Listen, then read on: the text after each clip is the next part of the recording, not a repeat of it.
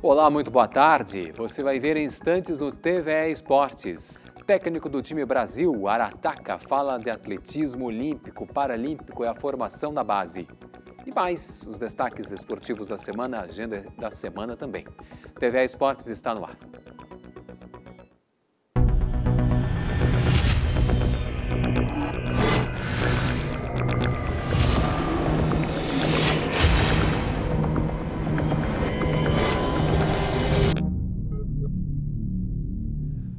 Muito bem, o Brasil conquistou 72 medalhas nos Jogos Paralímpicos Tóquio 2020. O número iguala a quantidade de pódios do país na Rio 2016 e vale a 7ª posição no quadro de medalhas, melhor ranking já alcançado pelos brasileiros, como havia ocorrido nos Jogos de Londres 2012. A equipe brasileira se destacou nesta Paralimpíada, contudo, no número de ouros. Os 22 conquistados fazem destes Jogos os melhores da história do Brasil. No Japão, a delegação brasileira somou ainda 20 pratas e 30 bronzes. O atletismo foi a modalidade que mais garantiu medalhas ao Brasil em Tóquio. Foram 28, sendo 8 de ouro, 9 de prata e 11 de bronze.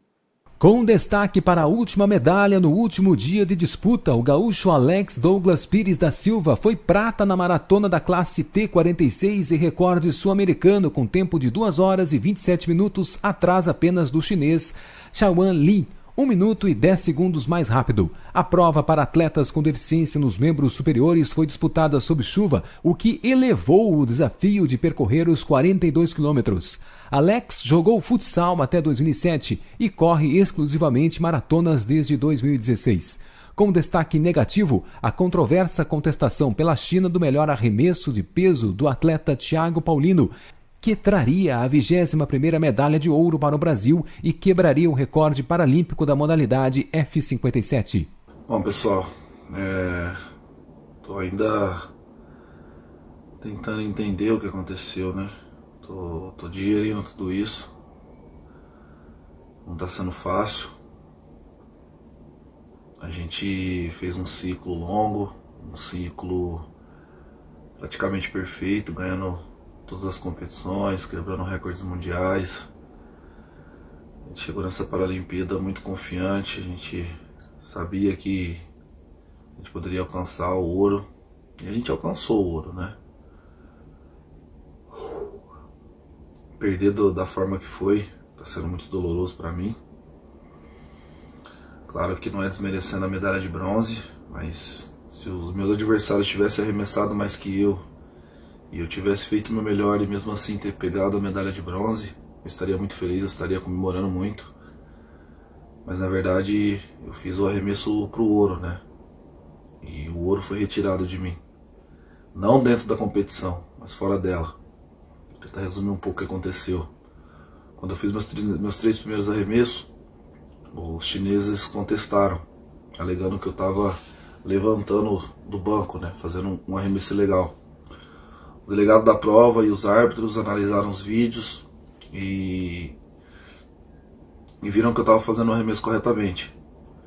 Mesmo assim, após a prova, eles protestaram de novo e mais uma vez os árbitros mantiveram a decisão. E aí eles foram pro júri de apelação, né? Que é quem decide tudo, quem bate o martelo. E esse júri de apelação simplesmente decidiu tirar minha medalha de ouro, queimando meus 2 melhores arremessos que passaram de 15 metros. E a gente ficou sabendo isso quase 11 horas depois do término da prova. Eu estava indo para premiação, achando que eu ia ouvir o hino, né, mais uma vez, que eu ia pegar minha medalha de ouro, e acabei descobrindo que eu era bronze. O Brasil entrou com todos os recursos possíveis, não faltou esforço, mas eles não quiseram nem receber as nossas reclamações, nem aceitarem os nossos vídeos.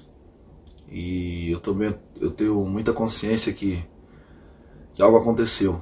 Não posso falar o que foi, tenho que tomar cuidado com as palavras, mas o Brasil acompanhou, sabe que foi uma prova limpa, mas infelizmente tem coisas que não dependem da gente. Então fica aqui o meu agradecimento pelo apoio, pelas mensagens que eu venho recebendo, incrível, tá tendo uma repercussão bacana. Eu fiz sim meu protesto no pódio, não me arrependo, porque eu me senti prejudicado, injustiçado. Então foi o modo que eu mostrei que eu não aceitaria aquela medalha, porque eu sabia que eu tinha sido medalha de ouro, e essa medalha de ouro ela foi retirada de mim de uma forma muito cruel. Estou muito chateado, estou muito magoado, mas eu não posso deixar de agradecer o apoio que eu venho recebendo de todos vocês. Muito obrigado. Semana dourada na Europa para o atleta brasileiro Alisson dos Santos, bronze nos 400 metros com barreira em Tóquio. Sexta-feira, na Bélgica, o atleta de 21 anos confirmou o favoritismo e conquistou a etapa de Bruxelas da Diamond League, vencendo a prova com um tempo de 48 segundos e 23 centésimos. Foi sua segunda medalha dourada na Liga Diamante. A primeira foi na etapa de Estocolmo, Dinamarca, em julho, mas não ficou nisso. Domingo, na Polônia, Alisson foi campeão da modalidade no meeting de atletismo de Silésia. A prova, no Memorial Kamila Skolimowska, na cidade de Chorzów, foi válida pela série ouro da World Athletics Continental. Com a marca de 48 segundos e 50 centésimos, o velocista superou o turco Yasmani Copello e o jamaicano Jahil Hyde. Na próxima terça, dia 14, o velocista volta às pistas para competir no Bellinzona World Challenge, também na Suíça. Campeonato Mundial Militar de Pentatlo Moderno. O time brasileiro terminou a competição em Drunskov, na Polônia, com uma prata e um bronze. Campeonato Mundial Militar de Pentatlo Moderno. O time brasileiro terminou a competição em Trąskov, na Polônia, com uma prata e um bronze.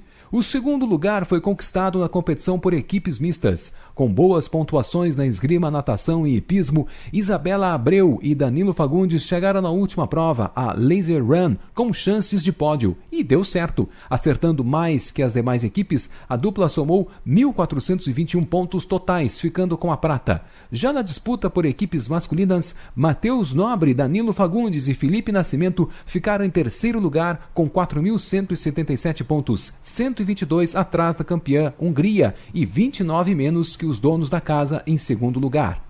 No Campeonato Brasileiro Sub-23 de Atletismo encerrado do último domingo, a equipe ASP-MP de Pindamonhangaba foi a campeã geral pela primeira vez com 156 pontos e meio, 128,5 conquistados pelas meninas da equipe, campeãs femininas.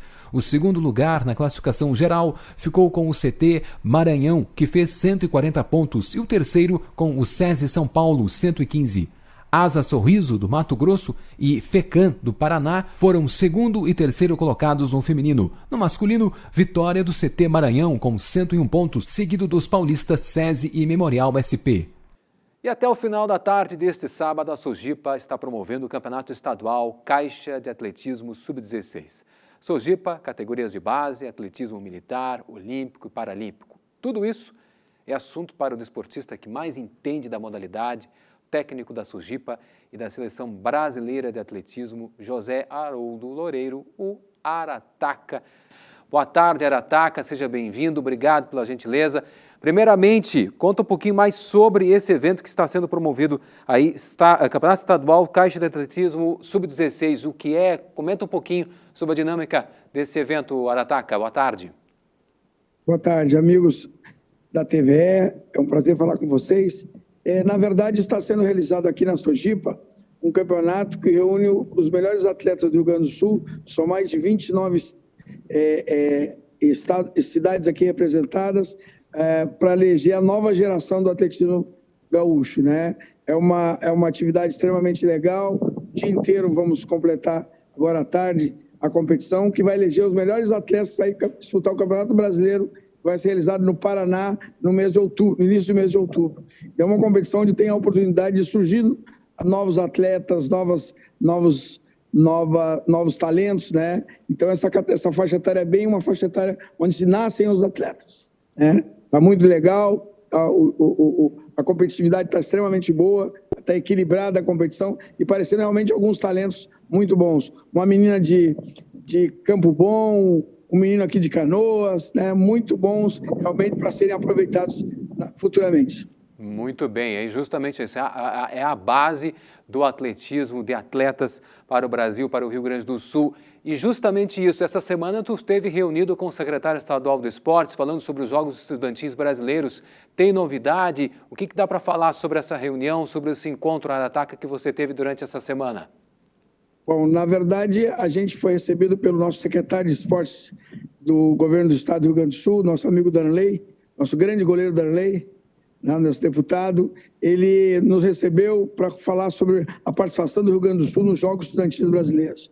Uma competição realmente que está voltando a ser realizada, mais de 20 anos que o Brasil não conseguia realizar, e a Confederação Brasileira de Esporte Escolar, junto com a Federação do Esporte Escolar do Rio Grande do Sul, o nosso presidente Mabilde, acertou com o Danley a participação efetiva do Rio Grande do Sul. Estamos alinhando alguns parâmetros, a modo de selecionar os meninos, mas o Rio Grande do Sul, sim, terá uma grande representação nesses jogos, e a nova geração vai ter a oportunidade de conhecer uma competição a nível nacional bem organizada. O interessante é que ela vai ser organizada nos mesmos locais que foram realizados os Jogos Olímpicos do Rio. Então vai ser uma festa muito bonita, né? Então, e o Darley ficou muito confiante que o Rio Grande do Sul vai fazer uma bela participação. A previsão desses jogos é em outubro, é isso ou não? Qual é a previsão? Último final de outubro, primeira semana de novembro. Levam 10 dias a competição. 10 dias de competição, maravilha. E sobre o atletismo mesmo, falando sobre a avaliação do atletismo nas Paralimpíadas e Olimpíadas Arataca, como é que tu percebes aí sobre a participação do Brasil nos Jogos? Olha, o Brasil nunca esteve tão bem, né? Apesar da pandemia, o Brasil foi extremamente positivo, porque eu sempre digo que o Brasil é binário, ou 0 ou uma medalha, não 1 ou 2. Ganhamos 2 medalhas, podiam ser resultados melhores, realmente podiam, os gaúchos, Almir e Samori, ficaram aquém das suas expectativas, mas acredito que fizemos uma boa participação. O Brasil, de uma maneira geral, é isso aí. Nós tivemos diferença, nós e os Estados Unidos, os pan-americanos tiveram dificuldade para se manter, porque não conseguiam treinar, mas com certeza os europeus treinaram muito e fizeram grandes resultados. Né? E o Thiago Paulino, como é que tu percebe a questão do Thiago Paulino? Tu acha que é injustiça ele perder a medalha? Olha, na verdade, quando uma pessoa esconde as provas, né, é porque alguma coisa não está certa. Né? O Brasil olha com desconfiança, nós treinadores vimos com desconfiança esse tipo de coisa. Vamos aguardar as imagens, que as imagens realmente não mentem. Né? O que é fato e feito não tem contestação. Vamos aguardar então para nós também ver que essas imagens não foram passadas para o Comitê Paralímpico Brasileiro, ainda está sob segredo, sob júdice lá no Comitê Internacional Paralímpico, mas eu acredito que nós vamos ter uma surpresa na hora que virmos essas filmagens. Arataca, obrigado pela gentileza e atenção com a gente aqui no TV Esportes, mais uma vez, sempre aí com a tua disponibilidade. Muito obrigado e a gente segue aí futuramente aí, futuras atividades do atletismo, com certeza vamos voltar a conversar. Grande abraço. Um abraço e parabéns pelo programa. Seguimos assim. Bom final de semana a todos. Valeu, igualmente. TV Esportes faz agora um breve intervalo e a gente volta daqui a pouco com basquete, futsal, futebol, surf, canoagem e muito mais. Não sai daí.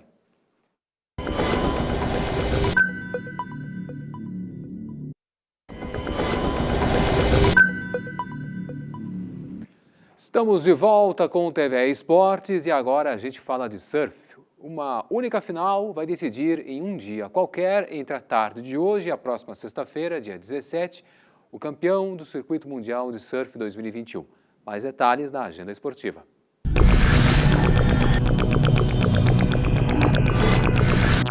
Circuito Mundial de Surf 2021. Uma única final vai decidir em um dia qualquer entre a tarde de hoje e a próxima sexta-feira, dia 17, quem é o melhor surfista de 2021. Pelo menos o local já está definido, o Lawrence Treslows, em São Clemente, Califórnia. É lá que, em plena alta temporada, as condições ideais de mar, sol e areia ditarão o momento em que o evento de um dia será convocado.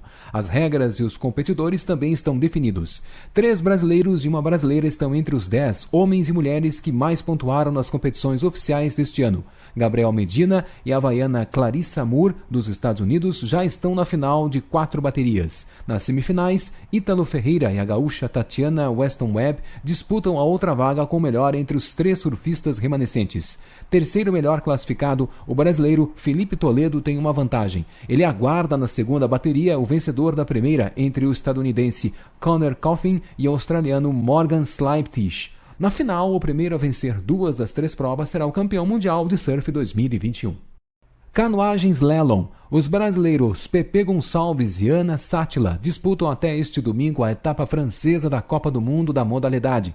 No último final de semana, a mineira faturou medalha de bronze na final do K1 Extreme feminino da etapa da Espanha. A prova fará sua estreia nas Olimpíadas de Paris 2024. Na fase classificatória, a mineira chegou em segundo em todas as descidas desde a primeira prova até a semifinal. Na decisão, Ana Sátila largou mal e terminou com a terceira melhor nota. No C1 feminino, prova que disputou nas Olimpíadas de Tóquio, a canoísta também parou na semifinal.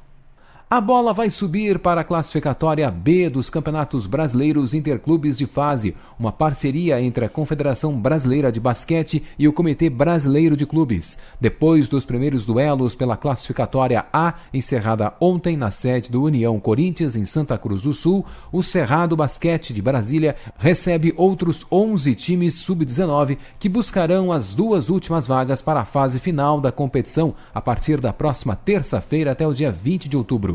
10 equipes já estão classificados direto para a fase final, que também terá seu calendário divulgado em breve. Vôlei. No primeiro compromisso depois da medalha de prata nos Jogos Olímpicos de Tóquio, a seleção brasileira feminina volta às quadras na próxima quarta-feira, às 7h30 da noite, diante do Peru, jogo de estreia do Campeonato Sul-Americano da modalidade. A 33ª edição do torneio está sediada na cidade de Barranca Bermeja, na Colômbia. Quinta-feira, no mesmo horário, o Brasil tem confronto marcado com a seleção argentina. As chilenas são as adversárias de sexta-feira, também às 7h30 da noite. Já no domingo, dia 19, o compromisso é com a Colômbia, a partir das 9h30 da noite. As seleções que ficarem na primeira e segunda colocação garantem vaga no Mundial de 2022. A equipe mais vitoriosa do sul-americano, as meninas do Brasil já levantaram a taça 21 vezes. Campeonato Sul-Americano de Vôlei Masculino de 2021. Na revanche do confronto pelo bronze em Tóquio, o Brasil derrota a Argentina e fica com a 33ª taça em 34 edições da competição. Defendendo uma longa hegemonia, a seleção brasileira enfrentou e venceu as seleções do Peru, Colômbia, Chile e Argentina, que só perdeu para o Brasil. Na final contra os hermanos, o técnico Renan manteve a base, foi à quadra com Bruninho, Lucão, Lucarelli, Vacari, Isaac, Alain e Mike e venceu com tranquilidade o primeiro set. O segundo, vencido pelos argentinos, foi o primeiro set perdido pelo Brasil ao longo do campeonato. No terceiro e quarto set, o time verde-amarelo se impôs e o 3-1 foi ao natural. Melhores seleções do continente, as 2 equipes garantiram vaga no Mundial de Vôlei do ano que vem. Rumo a Pequim 2022. Competindo nos Estados Unidos, a patinadora brasileira de velocidade obtém índice qualificatório à Copa do Mundo da modalidade, evento que pode classificá-la para as Olimpíadas de Inverno 2022 na China. Larissa Paes completou 1.500 metros em 2 minutos, 11 segundos e 8 centésimos domingo passado na Desert Classic, em Salt Lake City. A marca é 42 centésimos abaixo do índice mínimo para provas de patinação de velocidade com largada em massa. A brasiliense competiu nos 500, nos 1.000, os 1.500 e os 3.000 metros. Novo recorde nacional, a marca obtida nos 1.500 metros faz dela a primeira brasileira qualificada para uma Copa do Mundo na modalidade, evento que integra o sistema qualificatório aos Jogos Olímpicos de Inverno de 2022. Larissa terminou a prova na 14ª colocação. Nos 3.000 ficou em 11º e nos 1.000 metros também quebrou o recorde nacional. Campeã brasileira de patinação sobre rodas durante 10 anos, a atleta começou em 2018 sua transição para o gelo, em projeto subsidiado pela Federação Internacional de Patinação, viabilizado pela Confederação Brasileira de Desportos no Gelo. Vinícius Rangel foi o vencedor da 49ª Vuelta Ciclista a Salamanca, uma das mais tradicionais provas de ciclismo de estrada da Europa, encerrada na última quarta-feira na Espanha. A competição reúne alguns dos melhores atletas mundiais da categoria Elite Sub-23 ao longo de 3 etapas. Campeão da Vuelta a Cantábria no último domingo, o ciclista de 20 anos voltou ao pódio na segunda ao vencer a etapa rainha da Vuelta a Salamanca, percurso de 156 quilômetros entre Ledrada e La Alberca, com 4 horas, 17 minutos e 31 segundos. Com o resultado, Rangel passou a liderar a classificação geral com mais de 1 minuto de vantagem sobre seu companheiro da equipe, Luiz Daniel Zea, o segundo colocado. Com a vitória de quarta após 170 quilômetros entre Doninhos e Salamanca, o brasileiro terminou em primeiro na classificação geral individual por pontos no ranking de melhor atleta sub-23. Copa do Mundo de Mountain Bike 2021. Henrique Avancini terminou em 6º lugar na prova de Cross Country Olímpico, domingo, em Lezerheide, na Suíça, penúltima etapa da competição. Mesmo dia em que a cidade mineira de Congonhas sediou a primeira etapa da Copa Internacional da modalidade. Um dia depois de sofrer uma queda quando liderava a prova de Cross Country Short Circuit, José Gabriel assumiu a ponta na primeira volta e liderou a Super Elite masculina até a bandeirada. Campeão e vice do Short Circuit de sábado, Sherman Treza e Mário Couto se revezaram ao longo das 6 voltas no Parque da Cachoeira e terminaram no 2º e 3º lugar. Na Super Elite feminina, Isabela Lacerda venceu a primeira depois do retorno às pistas. Karen Olímpio, campeã da temporada 2020, chegou em 2º lugar e Letícia Cândido em 3º. Segundo lugar, no Short Circuit, Isabel assumiu a liderança na classificação geral. No masculino, Sherman segue líder da Super Elite. Agora vamos tratar de futebol de salão. Começa amanhã na Lituânia a Copa do Mundo de Futsal. 24 seleções estão divididas em 6 grupos na primeira fase. O Brasil estreia segunda-feira diante do Vietnã em jogo válido pelo grupo D. Mais detalhes na segunda parte da Agenda Esportiva.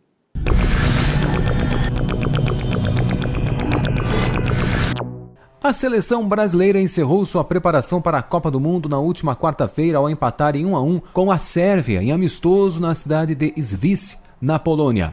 Lá, o time Brasil já havia derrotado a seleção polonesa 2 vezes, além dos próprios sérvios, na segunda-feira por 4-3. Na próxima quinta, no segundo compromisso pela Copa do Mundo, a equipe do técnico Marquinhos Xavier enfrenta a República Tcheca. O Brasil fecha a tabela da primeira etapa contra a seleção do Panamá, domingo, dia 19. Os 3 jogos da fase inicial serão disputados na cidade de Klaipėda, uma das 3 sedes da Copa do Mundo a ser jogada também na capital Vilnius e em Kaunas, sede da abertura e da final da competição, dia 3 de outubro. Campeã de 5 edições desde que a FIFA assumiu o torneio, a seleção brasileira busca se recuperar na competição após cair nas oitavas de final na última edição em 2016.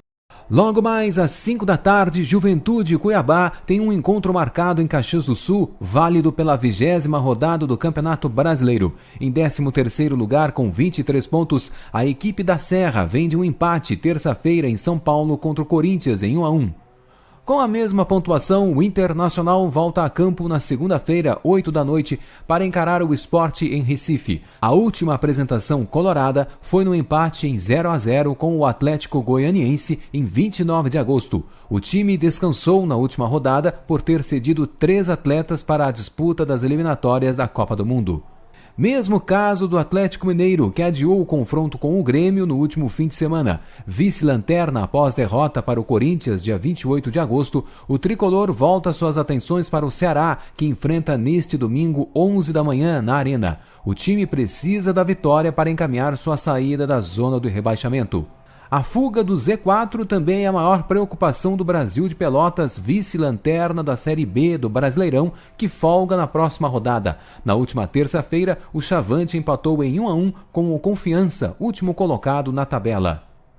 Primeiro colocado no grupo B da Série C com 30 pontos, o Ipiranga de Erechim visita neste sábado, 5 da tarde, o vice-líder da competição, Novo Horizontino, que também tem 30 pontos. Na rodada anterior, a equipe gaúcha aplicou 2-0 no Oeste. E dentro de instantes começa o segundo tempo de São José e Figueirense, jogo que acontece na grama sintética do Paço da Areia, na capital. A representação porto-alegrense vem de vitória fora de casa sobre o Mirassol por 5-2 no último final de semana. O Zequinha é o 7º colocado no grupo B com 16 pontos. Abrindo o segundo turno do Campeonato Brasileiro da Série D, o Caxias recebe neste domingo, 3 da tarde, a equipe da Portuguesa de Desportos. O time Grená se classificou em 4º lugar no grupo A8, ao empatar com o Juventus em 1-1 na última rodada da primeira fase, sábado passado, no Estádio Centenário. A Lusa terminou na liderança do grupo A7. Campeonato Brasileiro Sub-20. Daqui a pouco, 3 da tarde, os juniores colorados pegam o América Mineiro no embalo da última vitória depois de um longo jejum na competição. 4-0 sobre o Santos em Porto Alegre. O Inter é o 11º colocado com 19 pontos. Na segunda, 3 da tarde, tem Grêmio e Palmeiras em São Paulo. O tricolor busca a recuperação depois de levar 3-0 do Vasco em casa no último final de semana. A equipe está em 9º lugar com 22 pontos. E esta edição do TVE Esportes está chegando ao seu final. Mais esporte aqui na TVE você acompanha neste sábado com Canoense e Cometa às 6h30 da tarde, válido pelo Campeonato Gaúcho de Futsal. No domingo, 3 da tarde, tem Brasilense e Ferroviária de São Paulo pelo Campeonato Brasileiro de Futebol Série D. Nós voltamos no próximo sábado, sempre ao meio-dia. Até lá!